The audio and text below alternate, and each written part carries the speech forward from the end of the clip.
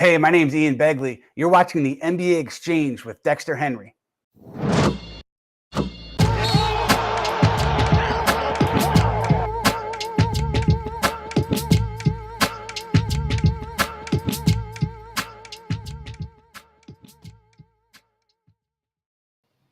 What's good, everybody? Welcome back to the NBA Exchange. I know it's been a while. We had a bit of a break, had a lot of stuff going on in life, did a little bit of traveling, a lot of work, different situations that I had to be at that took us away from doing the show. But we are back at the end of January. We're still going to be rocking on. The NBA season is rolling. It's going to be a very interesting next 30 days or so. Actually, it's really interesting next 10, 11 days or so, because the NBA trade deadline is approaching. So we're going to look at a lot of teams, talk about a lot of teams and different teams and what they may or may not do as we head up to the trade deadline. Today's show, we're going to look a little bit about the New York area teams. We're going to talk about the New York Knicks and the Brooklyn Nets, two teams that are both in the top 7 in the Eastern Conference standings right now. Nets playing without KD. Knicks have had a roller coaster season. We'll see what both of them could do. So, the guy who I hopped on his podcast, the Nothing But That Sports Talk podcast, I hopped on his show maybe a little bit over a month ago. This is in early December, first time. We connected through the homie Renee Washington. He is the host of that show. He's great. He's a fellow New Yorker, fellow Brooklynite, fellow Caribbean brother. And he told me he wanted to come on here to talk some New York basketball. So I said, look, man, we got to make this happen. We had some scheduling conflicts, but we made it happen. It's my guy, Rafique Louison. Rafique, how you doing, man? I'm doing great. Thank you for the intro, Dexter. Oh, come on, Rafique. Got to give you a good intro. You can't just come up on here and not have a good intro. We can't do that at all. Man. Yeah, man. And I got to say, I see you out here rocking the throwback Melo jersey. I assume that's Carmelo. Okay, that is Carmelo Anthony. Rafique is showing. Yeah, come on, man. that is Rafique. Before we get into talking about the Knicks and Nets, I always like to every journalist that comes on the show, I like them to let the people know a little bit about yourself, what you do, what you've been doing, how the people can see your work. So the floor is yours, Rafique. Tell the people about your journey, your career, and what it is that you're doing. Well, I didn't exactly do journalism since I was 12 or 11 years old, but what I can tell you is I got involved with some theater acting when I was a teenager. I played some piano. After graduating, I went to high school at Canarsie Educational Campus. After that, I managed to do some plumbing, construction certificates, and I started going to school in 2015. And I went. In that time, I went to LIU Brooklyn. That's when my journalism career actually got started, or in this case, my journey towards a journalism career got started. I've done a lot of writing for the Siwanaka newspaper. I was a program director for their TV station. And then after that, I graduated in 2018 and went for a one-year master's program, which is a public media program at Fordham University. And a lot of people that study journalism, they know some of the broadcasters that came out of here. Mike Breen, Ryan Rucco, the great Vince Scully, just may God rest his soul. Just to name a few broadcasters that came out of Fordham University. I did a lot of news reporting for the WFTV radio station.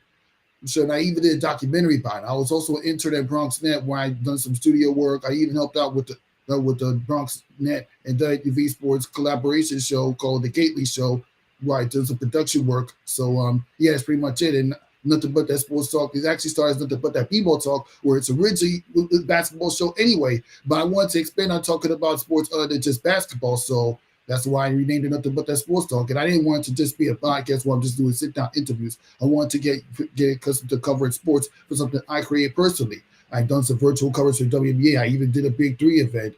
And just literally recently, I covered a Fordham game. And they came from out to defeat George Washington. Shout out to my alumni for that victory, by the way. Very good. So, that's pretty much it. All right, Rafique doing great things. Everybody check out Nothing But That Sports Talk show. Really great show. Rafique getting a lot of great guests. He's had some really good guests. Myself's been on there, Renee Washington. Some other people have been on the show. Who else have you had that's been on this show too, right? You've also had Kelsey Nicole Nelson. You've had some great people that have also been on the NBA Exchange. So keep doing what you're doing, man. Love that. Rafique, I also had Monica McNull on the show as well. Monica McNull's been on 2K. If you for those of you that are into NBA 2K. There you go. So he says a lot of great guests for making it happen. Rafique, I got to start with you on the Knicks, okay? And I think this question I'm going to ask you is a question that everybody looking at the Knicks right now, where they are sitting 7th in the Eastern Conference, wants to know. Are the Knicks a playoff team? Not a play-in team, Rafique. Are they a playoff team? What do you think? Are they a playoff team? Why not? I mean, seriously, they literally picking up wins when it matters the most. I mean, just recently they picked up big wins against the Celtics and the Cavaliers, and then not to mention them, but before that they had an 8-game winning streak. So yeah, they're a playoff team. They just need to learn how to close out games, especially when they're the ones leading by 17 points. And when they do trail by 17 points, they got to close out. We saw the other night against the Brooklyn Nets, which we'll talk to later in the show, that they struggled to finish off comebacks and close out games. They went 0-3 against Milwaukee Bucks. They struggled to beat the Boston Celtics. They've had this struggles against the Brooklyn Nets. They lost 9 straight after that loss last Saturday. But to answer your question, yes, I think the New York Knicks are a playoff team. They're probably not going to go no higher than 5th because you know that Boston, Milwaukee, Brooklyn, and Philadelphia are not giving up their top 4 spot.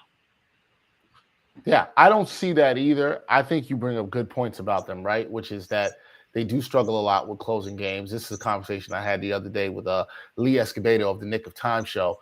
And, I think a lot of it with it is that they struggle with this. If they get behind, like we saw on Saturday in Brooklyn, okay? They get behind. This is not a dynamic three-point shooting team. This is a team that can play well in the paint and in the mid-range, and they have, but they struggle with that in terms of coming back in games. Are you concerned, Rafique? Because I want to talk about something you said there about them closing out games. Are you concerned about their ability to close out games? And you said you don't see them getting higher than 5th, but do you think that could drop them lower than 7th? But if they continue to pick up the big wins, they need to pick up. I think they can still be a playoff team. It's just a matter of learning how to close out games. That's the only concern. But if they close out games, I promise you, they're gonna go far in the NBA. But yeah, it all depends how Julius Randle comes. I mean, you see Julius Randle put up some serious 30-point games and 40-point games. You see RJ Barrett can be clutch at times. You see Jalen Brunson be the point guard that all New York Knicks fans expected to be. I mean, seriously, there's a reason why they went up, why the Knicks decided to put together a little Kentucky recruiting style to get them in the offseason. So, yeah. Yeah, you think that can happen. It can be fine if they close out these games. I happen to agree with you. I think that can happen as well. Now, the Knicks this week, as we're talking right now, they have an interesting schedule coming up, and I want to pull it up right here for the folks. They've got the Lakers on Tuesday, okay? That is going to be a pretty solid test for them, even though LeBron and AD are both resting tonight, Monday, as we are speaking, when it comes to going up against the Nets. They're going to sit their stars out for that game. But these are the next 4 games for the Knicks, all at home, guys. Lakers, Miami Heat, Clippers, Philadelphia 76ers. All right? Rafique, this is a pretty good test for the Knicks here. All right? All home games. We know the Knicks have not played well at home. They've struggled at home. What do you expect from them, and what do you want to see on this upcoming 4-game homestand? I expect the New York Knicks to put up a strong effort. I mean, when you're looking at the teams that they have to face, I mean, Philadelphia, we know they can. You know that they have a tough time to slow it down to Embiid, especially with no legit center. I mean, Mitchell Robinson's been out for the past few weeks, so all you really have is Jericho Sims and that guy Hartenstein. So if these guys can put together a physical defense effort against Joel Embiid, which you see is tough to stop because he almost had a 50-point game against the Denver Nuggets. So yeah, Joel Embiid is going to be tough for all the Knicks centers they currently have. And then when you look at the Miami Heat, they're going to be fight. They're literally in the fist fight for the 6th seed.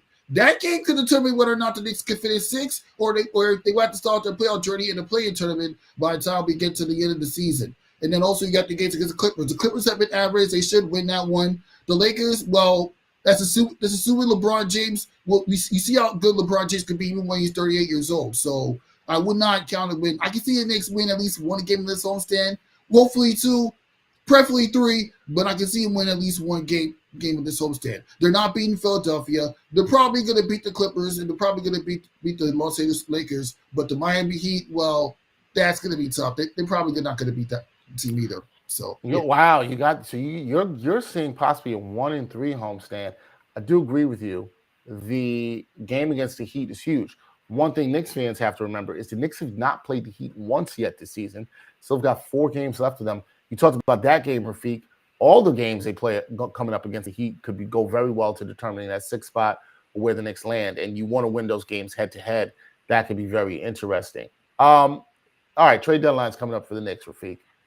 Do the Knicks need to make a trade at the deadline? Do they need to make a move? And if they make a move, what kind of player do you think they need to get? I think the Knicks can. Well, they'll be better if they can make a move, but I don't really think there's need much trade. I mean, they just need to learn how to establish the culture that they have right now. But if I'm gonna make a trade, I would try to get OG Anunoby because I've been seeing social media posts where people say the Knicks are willing to give up draft picks to get a guy like an OG Anunoby, and why not? This guy's a lethal shooter. It's just a matter of what pieces they want to give up. Of course, I would not give up anybody major for OG Anunoby, but if you do get OG Anunoby, my God, will improve the Knicks offense. Well, that's the thing too, right there, Freak. They need to improve that offense.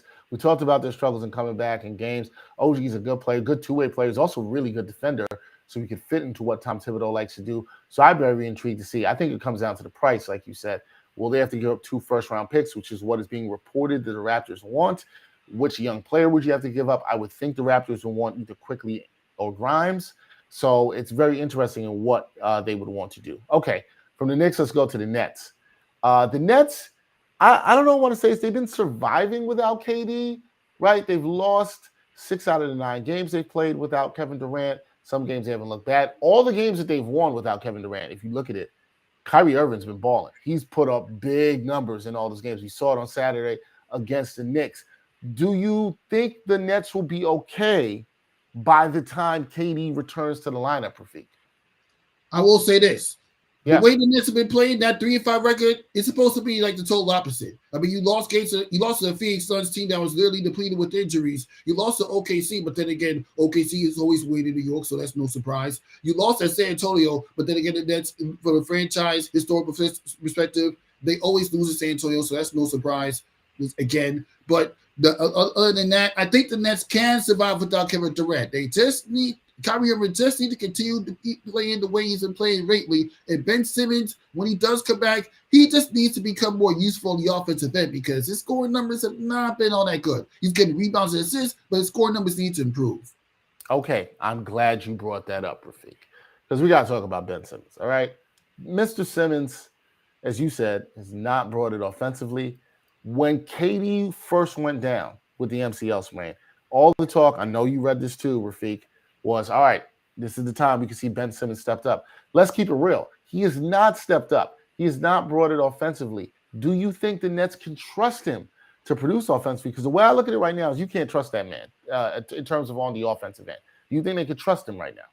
Well, I think the Nets can still trust him. I mean, you got to keep in mind it is a long season, so there's plenty of time for Ben Simmons to get back to being the Ben Simmons that we've been seeing from his Philadelphia days. I mean, he's still getting the rebounds, he's still passing it, whether it's down low or in the baseline for open jump shots. Not so the guy can be trusted offensively in a way. Even if he doesn't give you a 10 or 20 point night like he used to, he can still put up good passes and get you offensive rebounds and put back layups. So in a way, I can trust Ben Simmons. All right, you're giving Ben Simmons the trust. What do you think the Nets should do at the deadline? A lot of talk about if they need more size. Claxton, who's been fantastic this year, is a defensive player of the year candidate. I think a lot of people watching to see how he would match up against Joel Embiid last week. He held his own pretty well to me. Do you think the Nets need more size? Is there something else you would do in terms of the trade deadline if you were Sean Marks and would have had the chance to make some deals for the Nets? What would you do?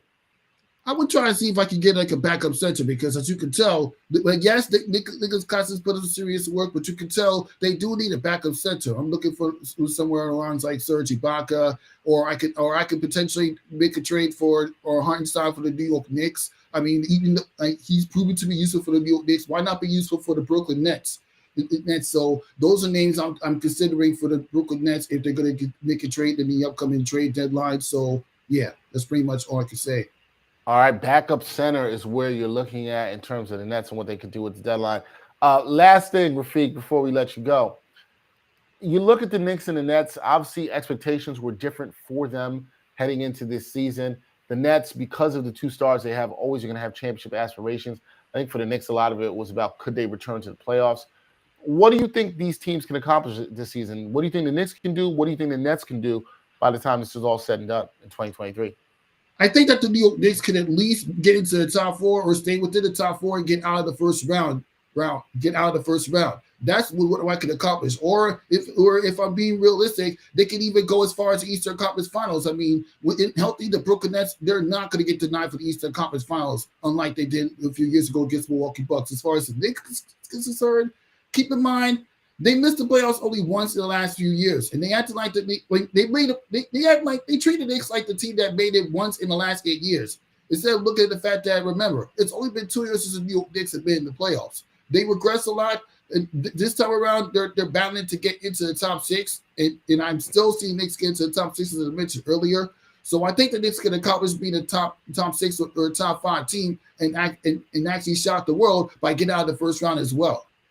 Oh wow, got the Knicks. You see, the Knicks. I like the Knicks for the top 6. Can they get out the first round? I think it depends on the matchup. But you know what I'd love to see, Rafique? You know what would be great for all of us?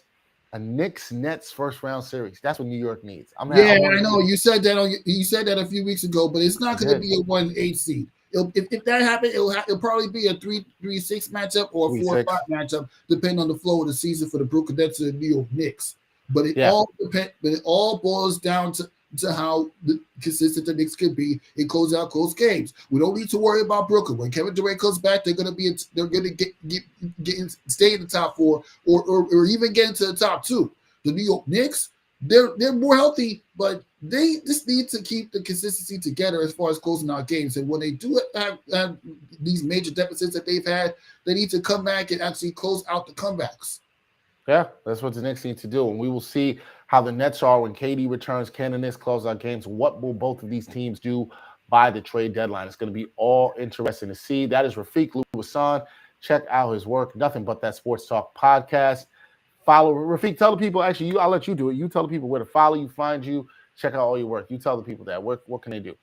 You can follow me on Instagram. It's Rafique_Louis BK. You can follow me on Twitter. It's Rafique419. You can also check out my stuff on YouTube. Nothing But That Sports Talk by Rafique Louison. That's you can find the show. Check it out. Rafique is plugged into New York sports, New York basketball. He's got you covering it. Rafique, good to see you, man. We will connect again. I'm glad we got to do this. Be well, and we will talk soon. No problem.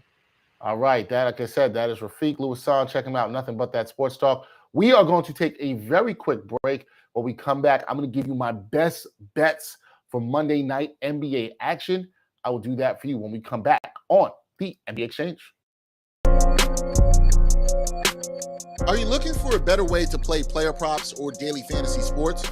Well, look no further than Prize Picks. Prize Picks is the leading over-under daily fantasy game. Why? Because it's so easy to use and win.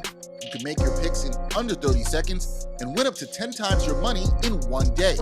Right now, we have a special offer for our viewers and listeners of the NBA Exchange. All you got to do is sign up now and use the promo code NBAEX. Prize Picks will match your first deposit up to $100. Yep, that's right. They'll match your first deposit up to $100. So, join the over 150,000 others who found a better way to play and download the Prize Picks app today.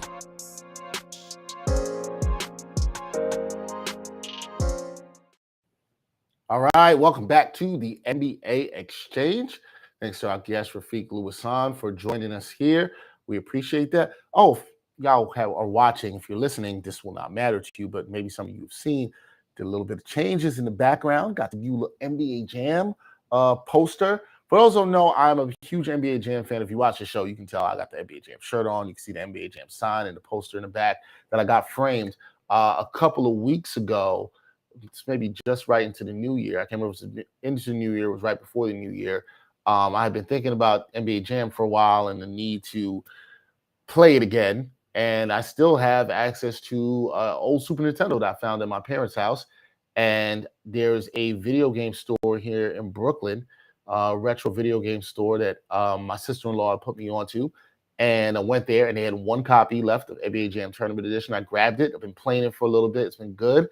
I got one of these posters I found and got it framed, one of the old school arcade promotional posters from there.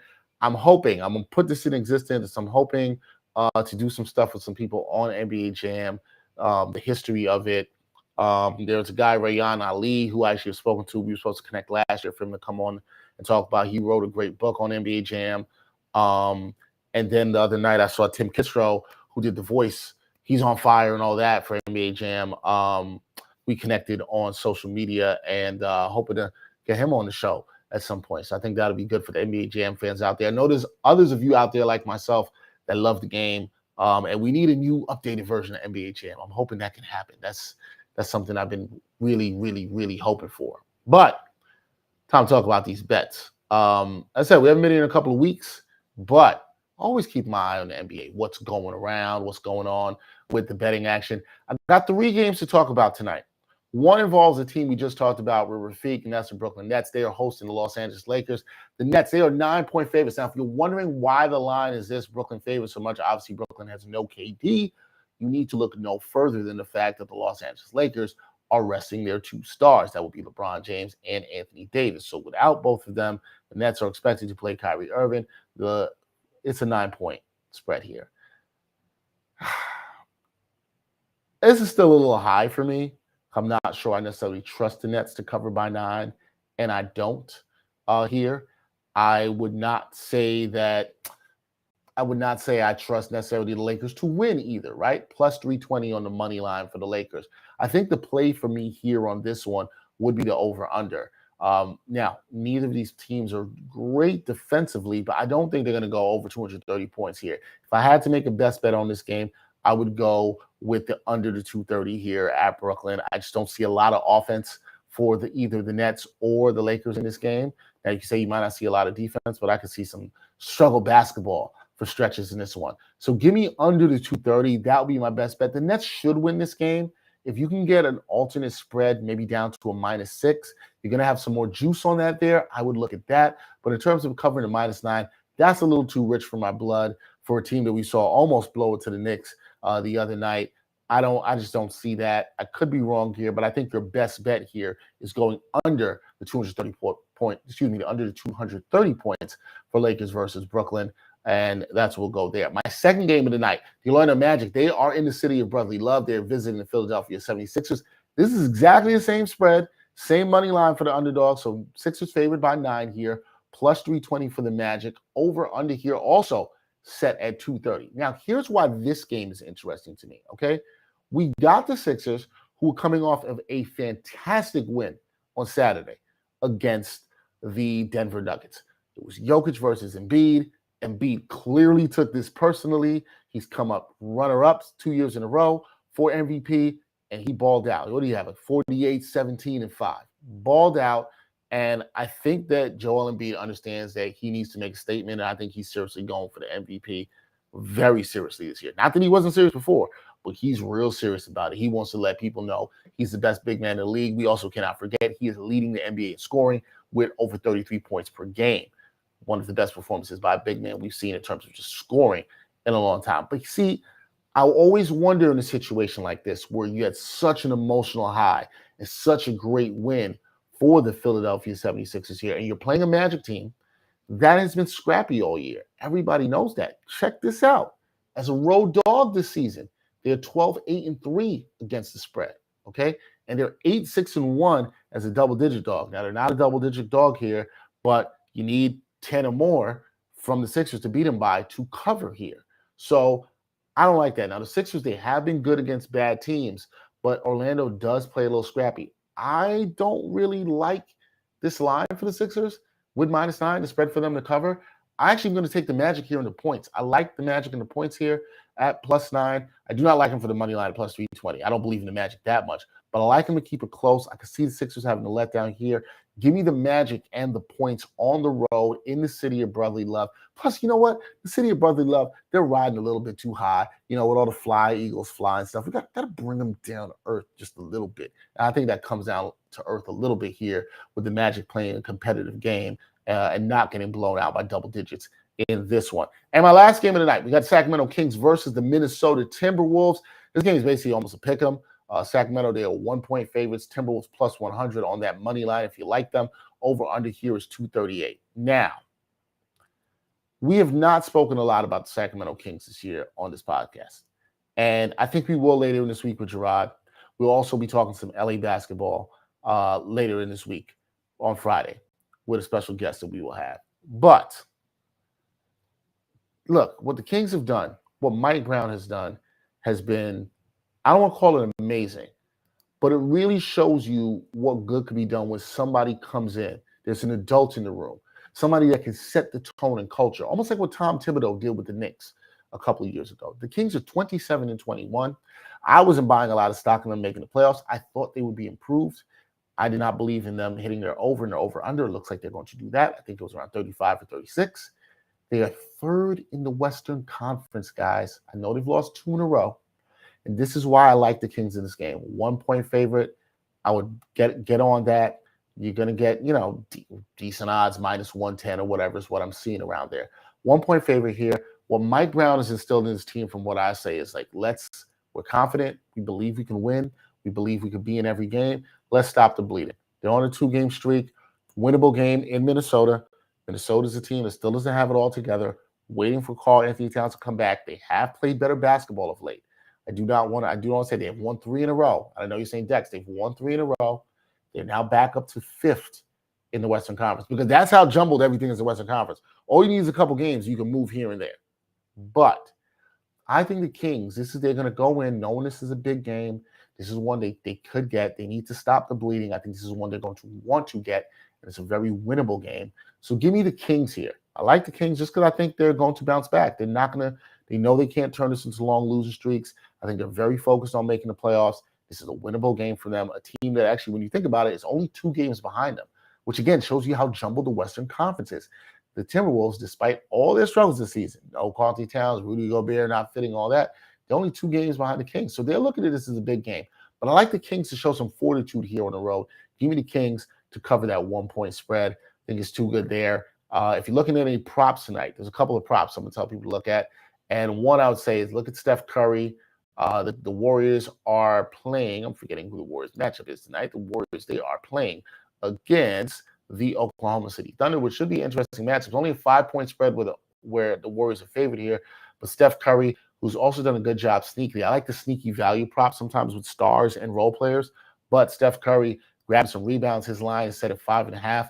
I would definitely look at the play on that. I think that's a really good play for anybody looking at there. Also, look at Kyrie have a big night. Anything with him over 27, 28 points a game, I take the over in that. I think Kyrie's on a roll. He'll look at this Laker game with the Nets as a game that they should win. Nick Claxton to get a double-double. What good value can you have on that as well, too? That's something I'd look at in that Nets game.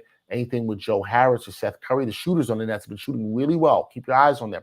Royce O'Neal's another person I want to add there. Royce O'Neal, over 1.5 threes.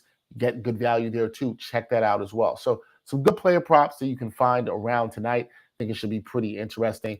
More to talk about this week in the NBA. All right, so Wednesday, unclear exactly what the schedule will be. We will at least have something for you with my man Gerard Hector that we'll be doing. Don't know if it'll be in the morning or it'll be in the evening, but we will let you guys know what's going on with that on Wednesday. We will do that on Friday. We're going to talk about some LA hoops, the Clippers and the Lakers. We're going to dive into that and what those teams, sort of like what we did with Rafique today with the New York teams, what can those teams do as we approach the trade deadline? Also should have some stuff coming up in the next couple of weeks. Boston Celtics, we're going to have a whole trade preview next Wednesday, looking into it. A lot of stuff going down on the NBA Exchange. Good to be back at the end of the month. A lot to talk about in February.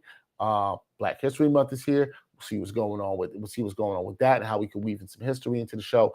But looking forward to that. Let me know what you think. Give me your comments. What other teams should we talk about? There's a lot of teams we still have yet to touch on and really dive into this season. But I think there's some really good ones that we can do over the next couple of weeks. So enjoy the basketball tonight. Enjoy the basketball all week. And until next time, y'all. Peace.